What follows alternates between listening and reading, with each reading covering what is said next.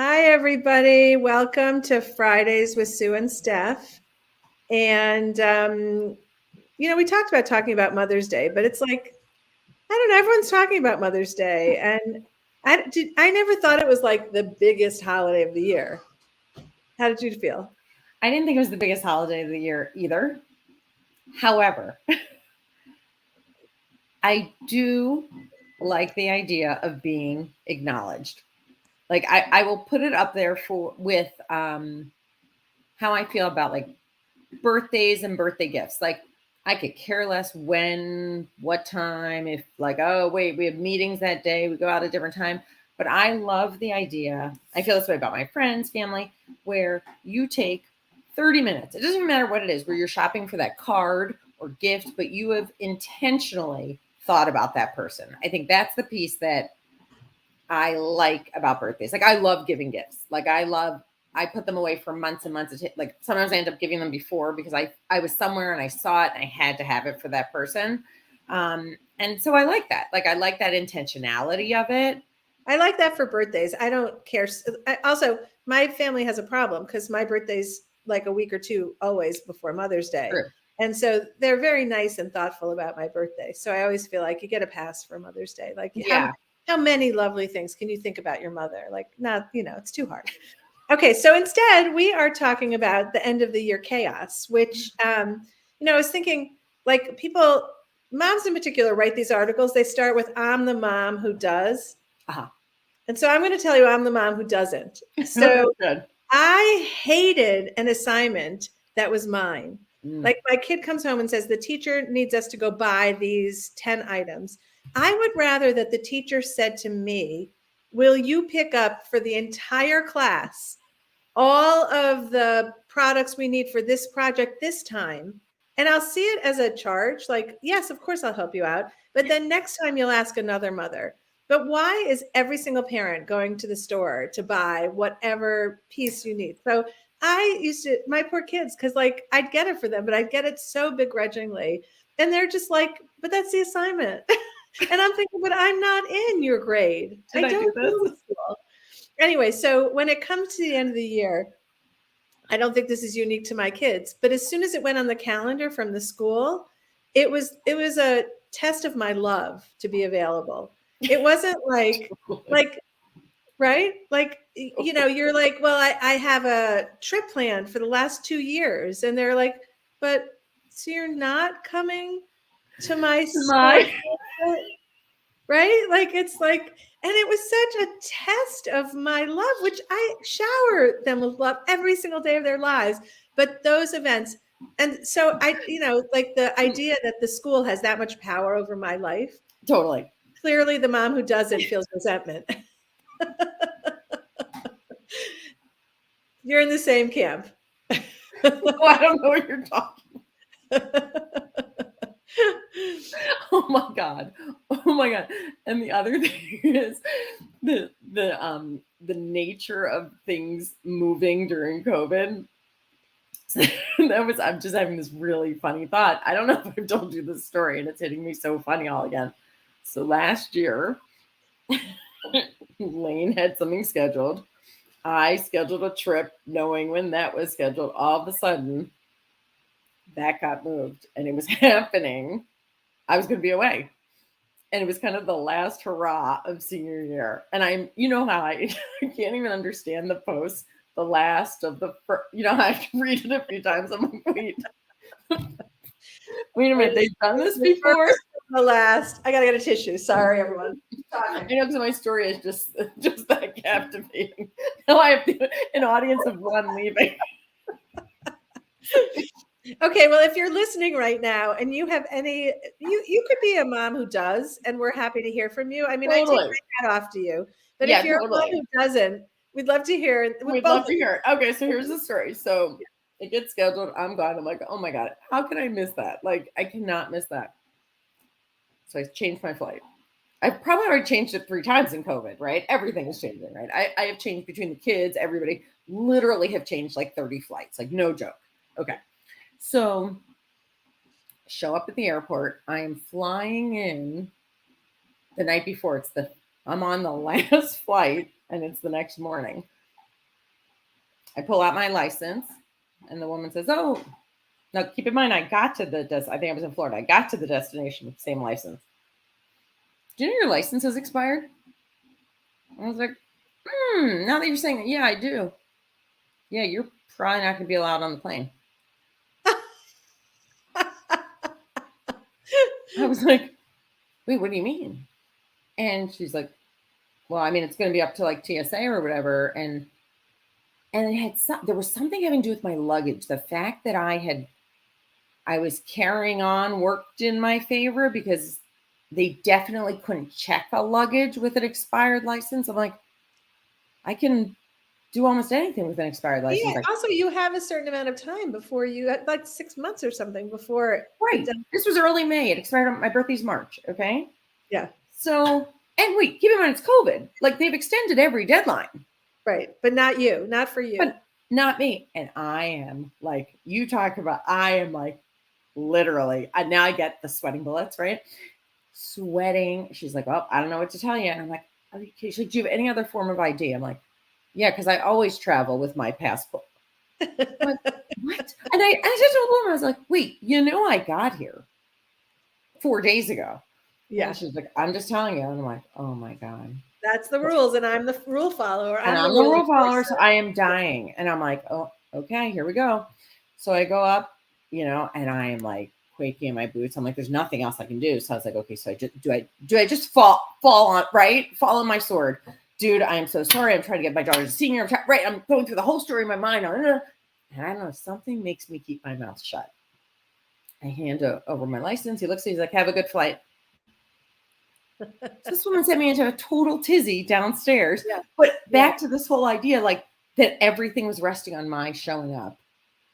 I know. Yeah. And then you buy into it. I mean, the truth is, like, I understand my role in their life in the public space. Yes. And I want to be part of it. But first of all, I have 5 kids. So that makes it impossible for things not to overlap and us to have to do some gymnastics to get to multiple things. But also, even with fewer kids, I just felt like, could you just set up a calendar at the beginning of the year and use March and April also? Like, it's fine. It's fine. Like, parse it out. Like, don't let people multiple book on the same night or whatever, because you could be planful and step back. Yeah. Anyway, that senior year, for anyone who's living through it right now, I mean, how many lasts did you have to go to? It's like the first of the lasts that you can't figure out. That's the one I don't understand. Right. Yeah. So that's right. Yeah. So I don't remember missing, although my kids will, I'm sure if they were on, they'd be like, oh, you missed this, this, and this. But I do remember feeling like we lived our life in such tightness that when something else was thrown into it, it was a curveball. So like teachers' gifts, that always felt like, I mean, I loved teachers. I have such deep respect and gratitude and all those things that I want to show it. And at some point, one of my kids' schools had like you could give money to participate in a bigger gift. And I was like, this is meant for me. And probably for the teachers who didn't want another mug. Totally. Don't they want like how many apples, pencils, whatever, like why an apple for a teacher? What does that mean? A mug. Because an apple a day. Why apples? No, that doesn't go. Apple a day keeps the doctor away. Why apple? Who knows why apples for teachers? Yeah, somebody can weigh in on that. Yes, and I agree. I was going to say when you said put it into March and April, and I was about to say, and in Cleveland, how about January and February, where you're stuck in, right? Like, man, I'm looking like that calendar is totally clear. But like, no one wants to do that. They all want to have the end of the year concert, the end of the year sports banquet. And it's true. It kind of cyclically fits, but at some point it's just too much. And it feels like I'm being tested every day for my value and worth as a mother. Yeah. And now it moved into colleges. Like my youngest, they had, while he had orientation, they had parallel programming for parents. Oh yeah. And he felt badly because I didn't go. Well, you know what's funny? I remember saying to our oldest, who was a tour guide on his campus, and it was either for our second or third. And I said something about, well, maybe he or she, I can't remember which one, will go to orientation by themselves. And he's like, wait, are you kidding? And I'm like, no, I'm not kidding at all, because we had some conflict. And he's like, Mom, there is no kid there without a parent. That's not true, though. It's not true. Not true. Yeah, but that's how they feel. Again, another test of your devotion and love. Yes. But he was saying it reflecting on his as a tour guide, like he's seeing kids' parents, but that's not true. No, I know that's not. Well, I mean, in my experience, there were kids who could barely afford to get there. Like they were taking buses to get to orientation. No parent was coming with them. So I don't think there's an every of anything. Yeah. But okay, here's the other thing. Like summer is looming. At the same time that we are like back to back with programming, summer's looming, and we need to think about how do we navigate that with our kid? Like, what's it going to look like? A little bit of impending freedom that needs a plan for it. So, if your kid has the good fortune to go away or be a counselor in an overnight camp or whatever else is going on, that's the exact same time that we have to get ready. So it's just this layering and layering of good mom, good mom, good mom. And I'm like, exactly. Why? I know. Why? Okay, here's the thing. Are we putting that on ourselves? Is society putting on that? No. Well, to some degree, in a word, no. It's not me. Like, I'm not putting it on myself because I didn't love the dance concerts so much, like the dance recitals, especially one of my kids did it where it's rude to just watch your kid, but it was like a 3-hour program of like every single group. And it was like,